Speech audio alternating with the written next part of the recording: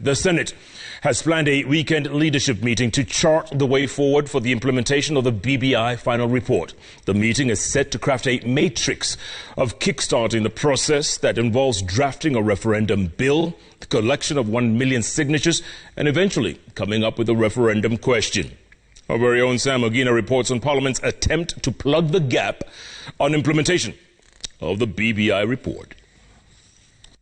The weekend meeting brings together senators from both the Jubilee and NASA outfits to crack their heads on moving the BBI report forward.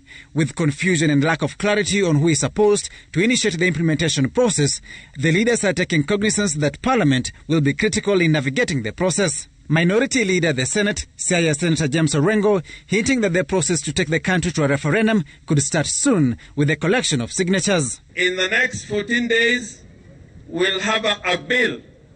And that bill will go to the Independent Electoral and Boundaries Commission. And that bill will be accompanied by 1 million signatures. 1 million signatures.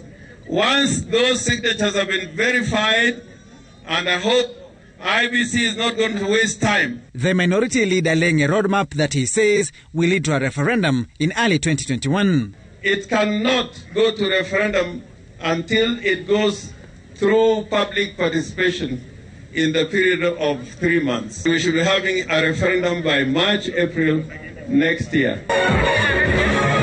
But despite the pro-BBI team laying the groundwork for the implementation of the report, those with reservations to the report are calling for talks to iron out contentious issues.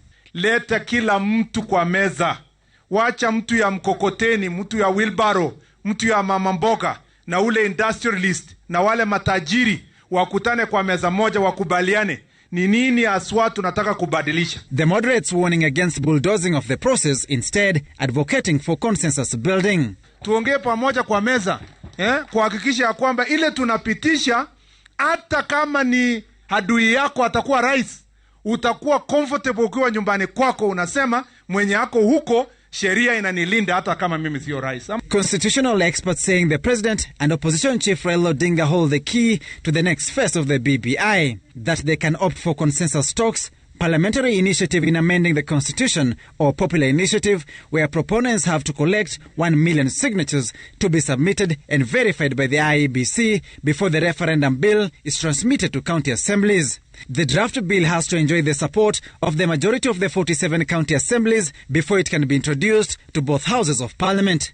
Here, the draft bill will require a simple majority for approval, this setting the stage for the people's verdict in a referendum. The referendum question is drafted very simply. It has a yes or no answer. Where there is a complex constitutional amendment, then the proponents of the amendment bill, they prepare the amendment bill together with the referendum question with only 2 possible answers, yes or no. So you either accept the entire bill as a package or reject it as a package. Should BBI proponents push through with a referendum, this would be the 3rd time the country goes to a vote for a constitutional review after the 2005 and 2010 referendum.